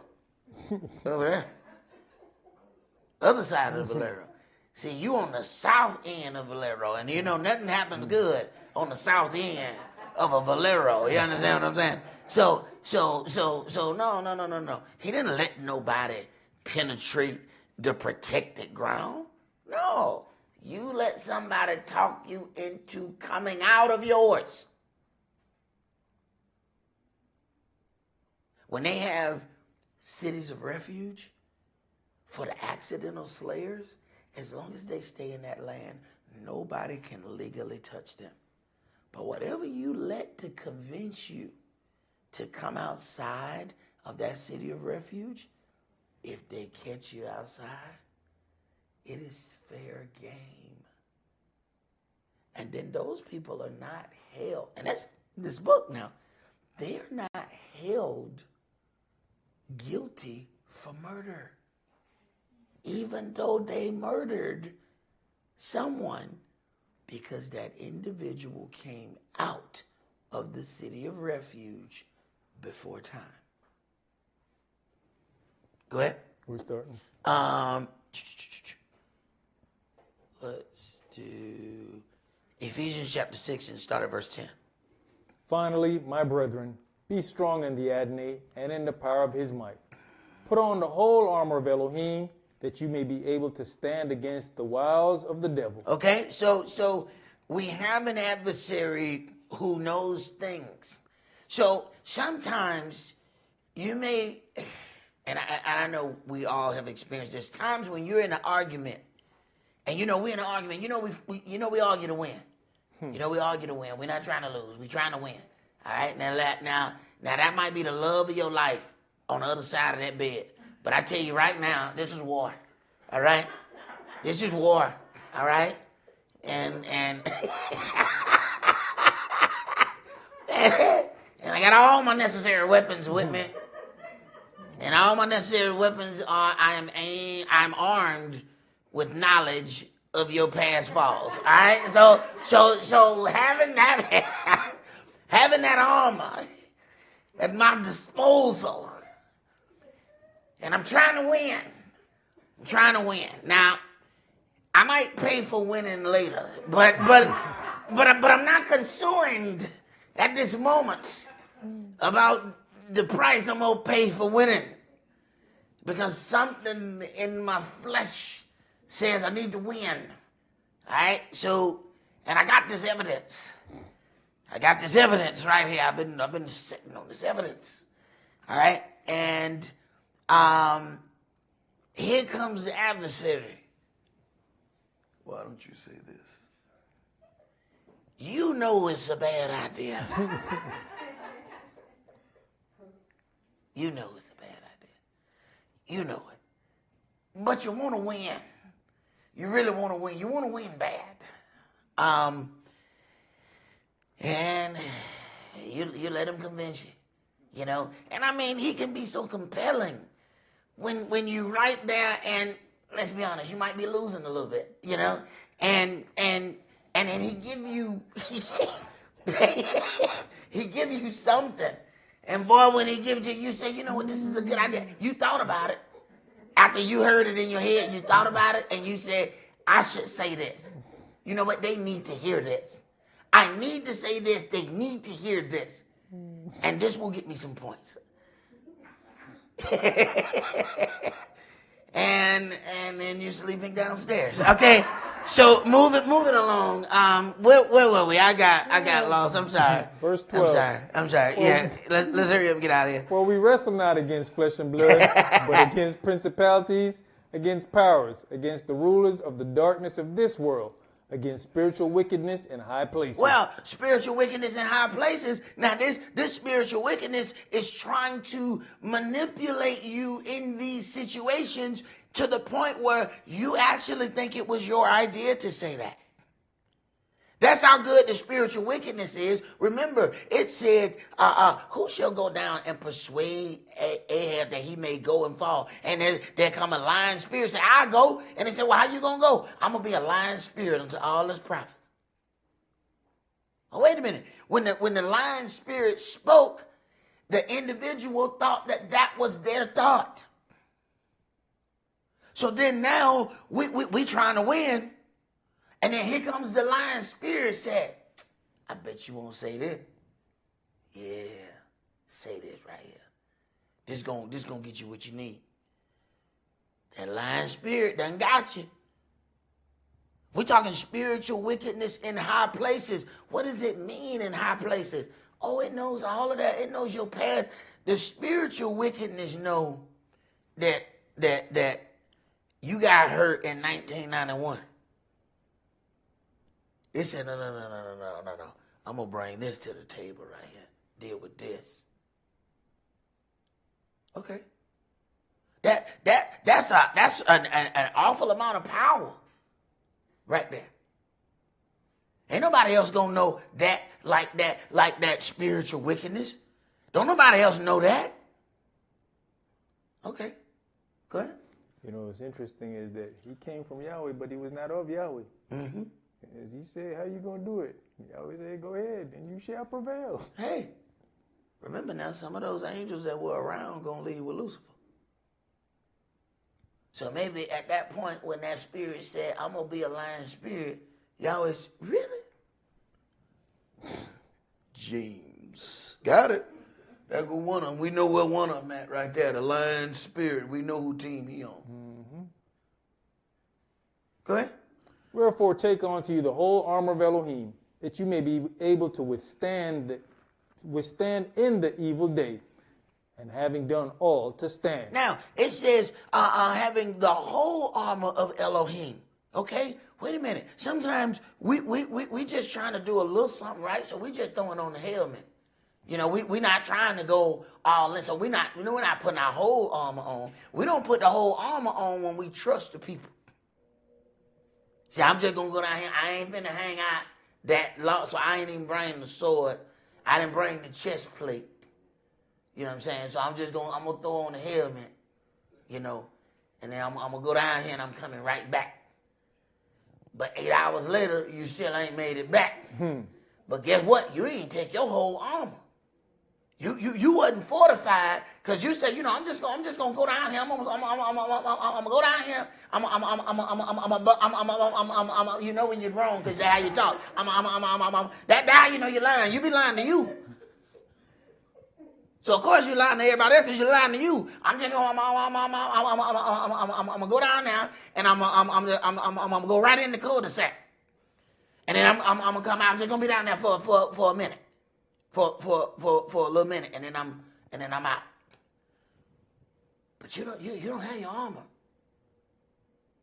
And the spiritual wickedness is trying to catch you when you don't have it. And that's when they coming full-fledged at you, and here you go with half a helmet that you ain't buckled.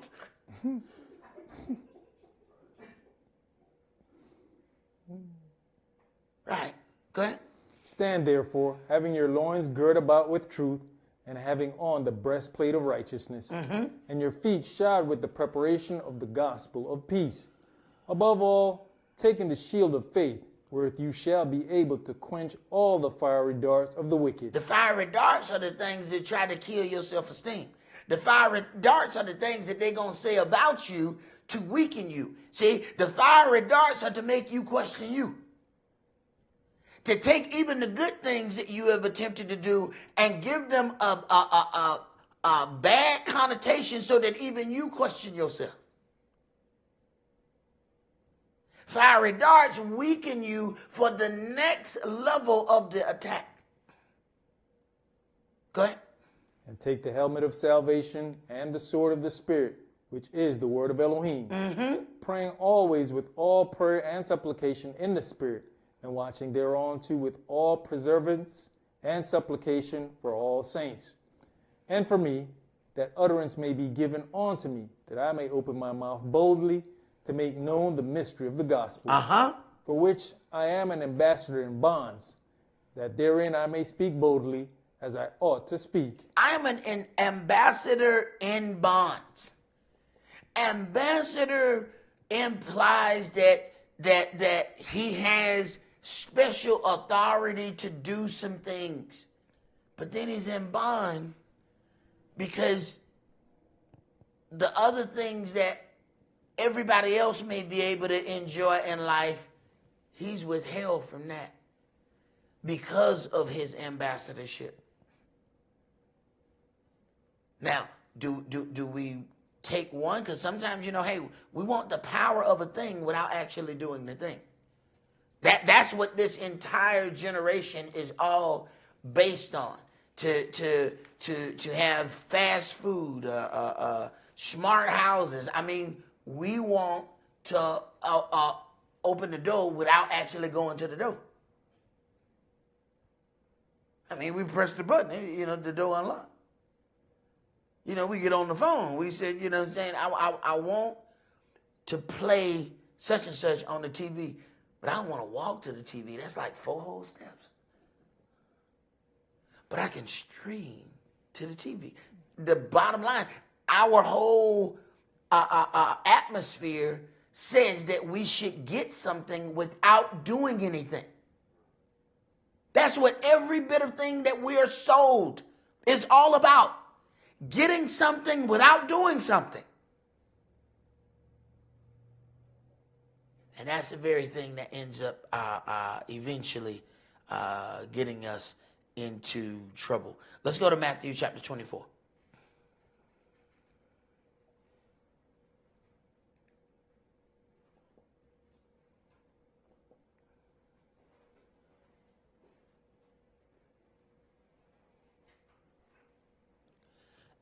Matthew 24, and let's start that at verse 15. When you therefore shall see the abomination of desolation, spoken of by Daniel the prophet, stand by the holy place. Whoso reads, let him understand. Then let him which be in Judea flee into the mountains. Let him which is on the housetop not come down to take anything out of his house. Now, when you therefore shall see the abomination of desolation, spoken by Daniel the prophet, stand in the holy place. There's definitely a level of this abomination of desolation, because I can tell you there's a whole lot of desolation going on right now as we speak, and to think it's going to get even greater than that. Go ahead. Neither let him which is in the field return back to take his clothes. And woe unto them that are with child, and to them that give suck in those days. But pray you that your flight be not in the winter, neither on the Shabbat day. For then shall be great tribulation, such as was not since the beginning of the world to this time, no, nor ever shall be. And except those days should be shortened, there should no flesh be saved. But for the elect's sake, those days shall be shortened. Then if any man shall say unto you, Lo, here's the Mashiach, or there, believe it not. For there shall arise false messiahs, and false prophets, and shall show great signs and wonders, insomuch that, if it were possible, they shall deceive the very elect. Okay, so now we're talking about when it says spiritual wickedness in high places, understand that we have to deal with that on multiple levels. And one of those levels here now is they're going to be able to show signs and wonders. Now that power is going to come outside of just being able to manipulate our thoughts. But now those powers will be given physical form. Now we're on a whole nother level. Now we're talking about as Yahweh was giving Moshe power to do some things. We're talking about some trickery on the other side to completely mimic everything that Yahweh had given Moshe the ability to do. Now you're talking about confusion. When you can match act for act, it starts getting confusing now. See, there's a point where during the trial of Job, where the fire of Elohim, that's what they call it, fire came out of heaven and devoured some things. They said, man, it came from heaven, so it had to be the Most High. This was Lucifer's attack on Job. But that clearly looked like it came from the sky, so it must come from Yahweh. And if we consider all of the games that they're playing in the sky now, a couple days ago, and several people have been talking about this fog, and at first, because we know they already spraying the strange things in the clouds. Mm-hmm. But then I heard several people say, that fog stunk. I said, what? They said the fog was stinking. Mm-hmm. And it just lingered. And we know that they're spraying things with all of these chemicals. So the question is, what all are we breathing? When they spray these things and they just linger. From when I think it was like Monday, coming from an early appointment, I could see the big line where there was a complete cover of the sky on one side. A couple days later, we had rain that it was like some buckets was being poured out. What people started talking about, man, this ain't rain. What is this? So you have these events where they spray and then it gets exceptionally cold, so you're dealing with a whole lot of things. And because this is happening in the sky, we just automatically say, hey, this is the weather. This is Mother Nature. But we know that they're manipulating this weather. Now, the problem is, what all kind of harm is it doing? We really don't know. Go ahead, brother. Behold, I have told you before. Wherefore, if they shall say unto you, behold, he's in the desert, go not forth. Behold, he is in the secret chambers, believe it not. For as the lightning comes out of the east, and shines even unto the west, so shall also the coming of the Son of Man be. For wheresoever the carcass is, there will the eagles be gathered together. All right. Let's go to our Revelation chapter 12.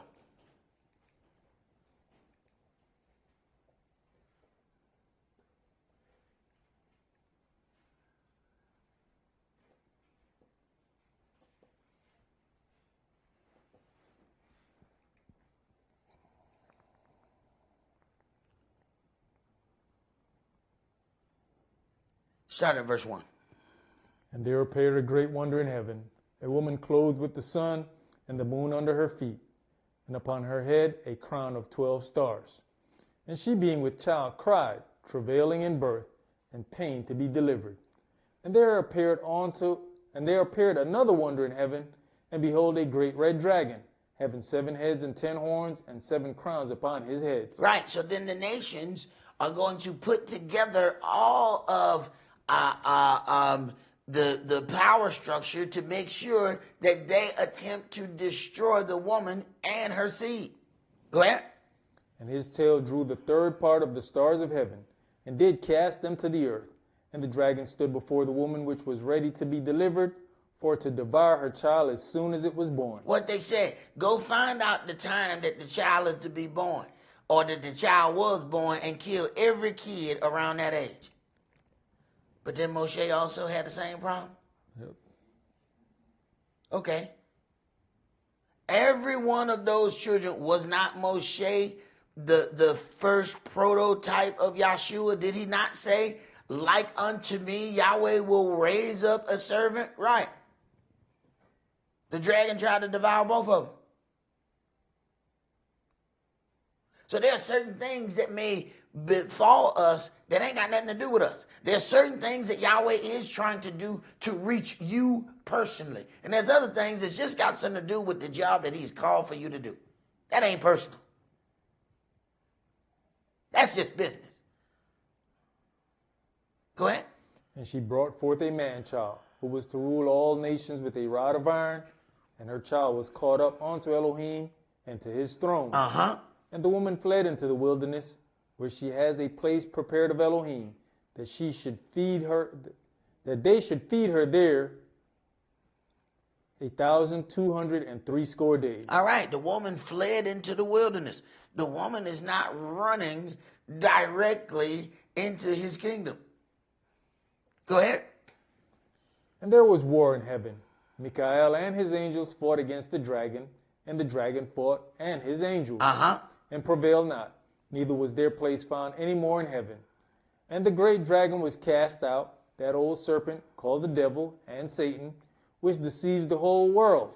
He was cast out into the earth, and his angels were cast out with him. Now, he and his angels cast out in the earth.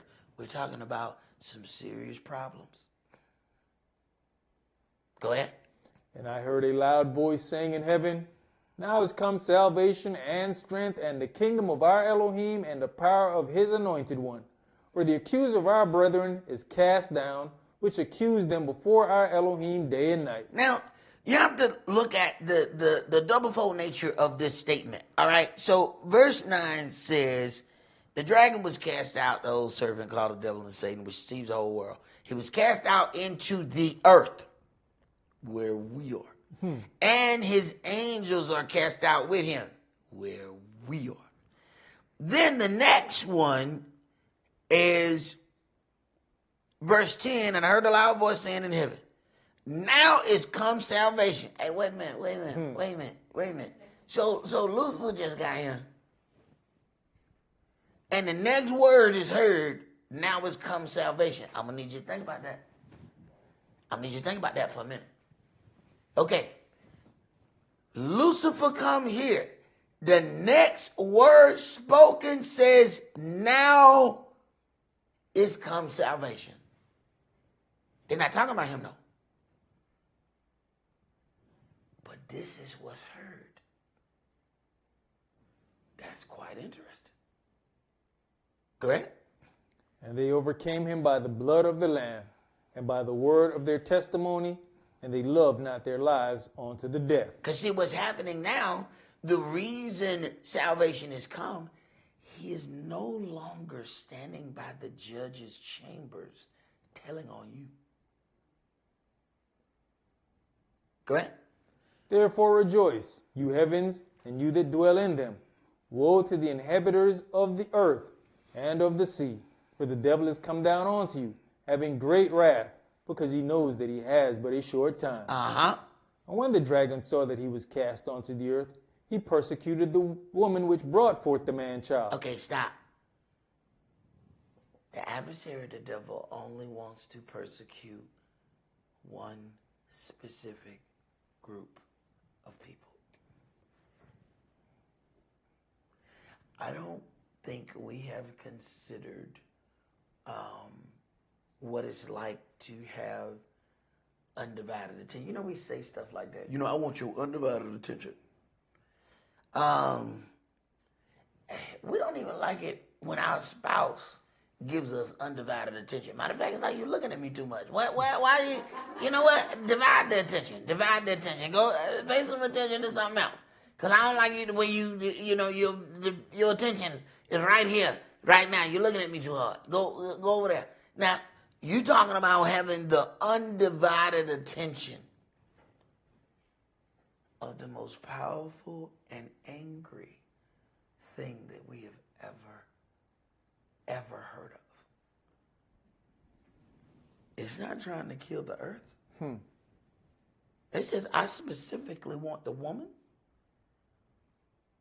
that brought forth the man-child. So if that's this one group of people, then he's going to attack that people. Well, if that people got that, those people own stadiums, those people own banks, those people own all kind of weaponry, well, maybe they might stand a chance then. But if them people are the people that I'm thinking, oh, those people gonna need the Spirit, because they don't have any. Essentially, we would be the ones throwing rock at a tank. Because he has great indignation. Because first of all, he has an enormous amount of jealousy because he wants to be just like the Most High. And how does anybody be just like anybody else? I mean, in chess, the game, although you're actually after the king, I mean, the game changes when you get the queen. Okay. He going after Yahweh's queen. Go ahead.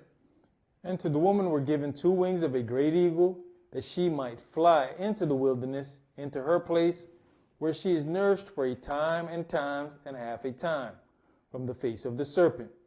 And the serpent cast out of his mouth water as a flood after the woman, that he might cause her to be carried away of the flood. Mm-hmm. And the earth helped the woman, and the earth opened her mouth and swallowed up the flood which the dragon cast out of his mouth. Now, you know, one of the things that was being talked about, people were saying, you know, how the children of Israel would get back. Hey, the word tells us the same way that you came is the way you're going back. We didn't come on no plane. So, you know, people start getting, you know, these planes, they just falling out of the sky. They flipping over. Yahweh, you ain't get hit by no plane.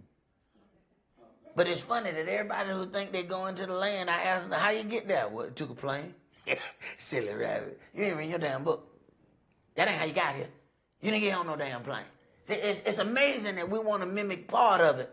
You know, that we're ready to jump because we got that intelligence. Hold on. He said you're supposed to go back the same way you came. You didn't get here on no plane.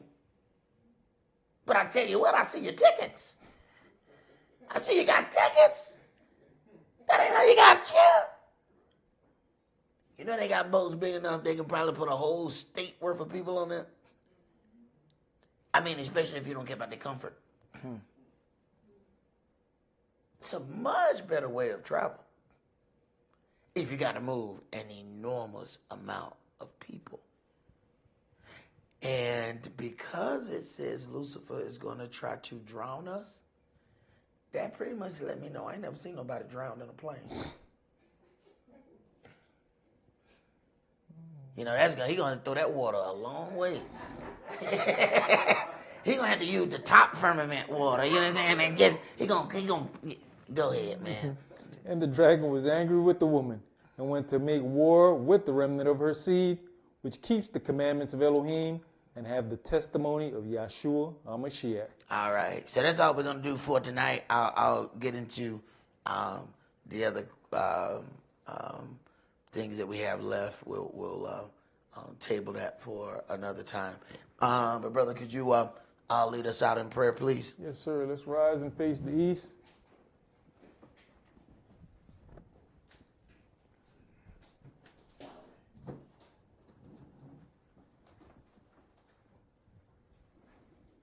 Abba Father Yah, the El of Abraham, Esaac, and Jacob, the Most High Covenant Elohim of Israel. Merciful Father Yahweh, as you've allowed for us to gather once again, O Heavenly Father, to go through the law, statutes, and judgments, O Heavenly Father, to even have an understanding of your ways, O Heavenly Father, the things that's necessary to bring us closer on to you, O Heavenly Father. I pray, O Heavenly Father, that you will open all ears and all eyes that have tuned in, O Heavenly Father, to go through this Bible study, O Heavenly Father, so that we can have an understanding of what it means to be righteous servants unto you, O Heavenly Father, and have an understanding, O Heavenly Father, of how we should even treat the strangers, Almighty Yahweh. I pray, O Heavenly Father, that you will continue to give us these opportunities to be able to enter into the shepherd's tent, O Heavenly Father, until the day that you remove us and put us into our own land, Almighty Yahweh. I pray that you'll keep your hedge of protection around us and forsake us not and allow us not to walk outside of that hedge, Almighty Yahweh. In Yahshua's name, I humbly come to you and pray and ask these things of you. Amen and hallelujah. Amen. Hallelujah.